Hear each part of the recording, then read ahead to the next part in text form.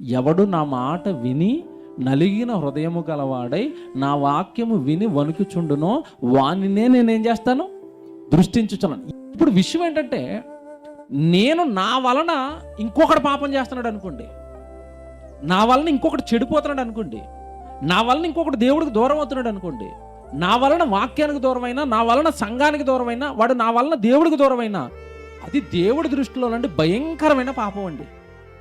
అందుకే సాధ్యమైనంత మట్టుకు సహోదరులతో సంఘం గురించి చక్కగా వాక్యం గురించి మాట్లాడి దేవుళ్ళో నిలబెట్టాలి తప్ప ఎవరి మనసుల్లోనూ చెడును నింపి దేవుడి సన్నిధికి దూరం చేసే మాటలు, దేవుడి వాక్యానికి దూరం చేసే మాటలు, దేవుడి పనికి దూరం చేసే మాటలు పొరపాటున కూడా మన నోట్లోంచి రాకూడదు. ఎందుకంటే నేను చెడిపోవటం దేవుడికి ఒక రకమైన కోపాన్ని పుట్టించినా నేను ఏదో ఒక రాత్రి మోకాల మీద పడితే ఊరుకుంటాడేమో, కానీ నా వలన ఇంకొకటి చెడిపోయి నాశనం అవుతున్నాడు అనుకోండి, అది క్షమించరాని నేరం, అది క్షమించరాని పాపం.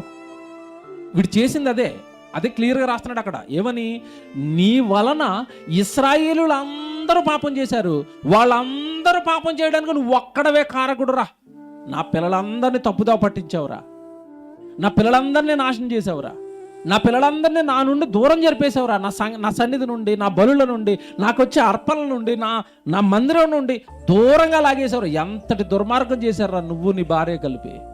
మన దేవుడు మనసు ఆలోచిస్తేనండి, దేవుడు ఏదైనా క్షమిస్తాడు కదండి. తన పిల్లల్ని తనకు దూరం చేసే ఏ మాట మన నోట్లోండి వచ్చినా అది మనకు శాపంగా మారిపోద్దండి. వీళ్ళకి శాపంగా మారింది అదే, వీళ్ళ కుటుంబానికి శాపంగా మారింది అదే, వీళ్ళ కుటుంబ పతనానికి కారణం అదే, వీళ్ళ కుటుంబ నాశనానికి కారణం అదే, కుటుంబం చిన్న భిన్నం అయిపోవడానికి కారణం అదే.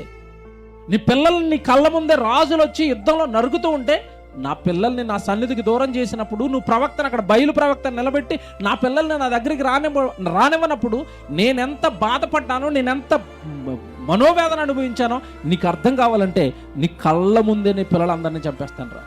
తెలుస్తుంది అప్పుడు నీకు నొప్పి ఎలా ఉంటుందో, బాధ ఎలా ఉంటుందో. ఒక ఆత్మ దేవుడి సన్నిధికి దూరం అయిపోతే, ఒక ఆత్మ సంఘానికి దూరం అయిపోతే, ఒక ఆత్మ సేవలో నుంచి పడిపోతేనండి, నిజంగానండి దేవుడు మనోవేద వర్ణనాతీతం అండి.